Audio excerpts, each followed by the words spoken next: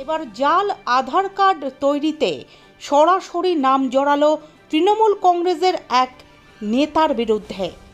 জানা গিয়েছে ঘটনাটি ডোমজুর থানার অন্তর্গত বেগুড়ি গ্রাম পঞ্চায়েতের। স্থানীয় সূত্রের খবর অনুযায়ী বেগুড়ি গ্রাম পঞ্চায়েতের সদস্য শেখ রবিয়াল দীর্ঘদিন ধরেই এই কাজ করতেন।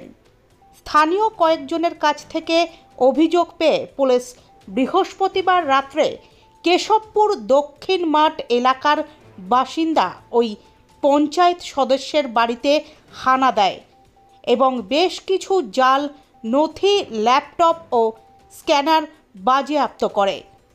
সূত্রের খবর অনুযায়ী ওই অভিযুক্ত জাল বার্থ সার্টিফিকেটও করত বলে জানা গিয়েছে।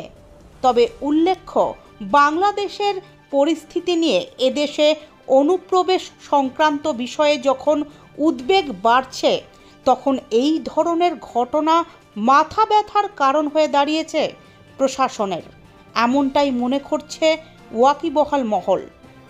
অনলাইন সেন্টারটাই সব কিছু হতো, প্যান কার্ড হতো, আধার কার্ড হতো, সমস্ত যা যা অনলাইনের কাজ হয় তাই হয়। তো রবিএল, আচ্ছা, ও কি পঞ্চায়েত সদস্য? হ্যাঁ।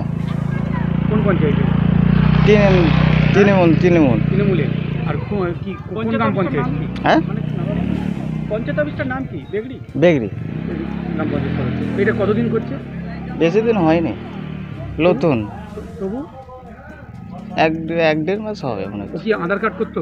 হ্যাঁ, যেখানে কি বাংলাদেশের কোনো আধার কার্ড হতো? সেটা জানি না, আচ্ছা, ও কি ডকুমেন্টস ছাড়া আধার কার্ড করতো?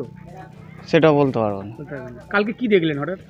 কালকে দেখলেন যে দুপুরবেলায় পুলিশ এসেছিল, অফিসাররা এসেছিল, এসে সব জিজ্ঞাসা করছিল, সব চেক করেছে, তারপরে ওনাকে নিয়ে গেছিল আর ওনার মালপত্র যা ছিল নিয়ে গেছিল, আবার ফের দিয়ে গেছে ওনাকে।